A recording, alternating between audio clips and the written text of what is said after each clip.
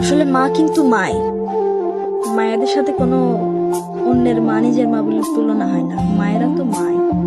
কিছু কিছু মেয়ে বলে না যে শাশুড়ি কখনো মা হইতে পারে না, আসলে জিনিসটা ভুল। এখন এই কথাটা বলার পর অনেক মেয়ে এসে আমাকে বলবে যে বৈবাহিক জীবনে আসো, দেখো কেমন লাগে, শাশুড়িরা কেমন হয়।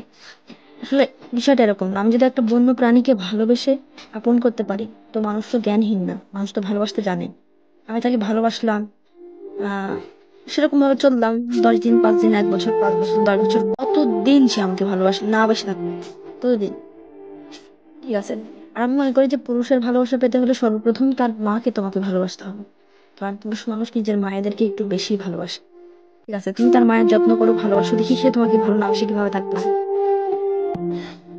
এখন এই কথাটা বলার পর অনেক মেয়ে এসে আমাকে অনেক কথা বলবে, ব্যাপার না, আমার কাছে যেটা সঠিক মনে হয় আমি সেটাই বললাম।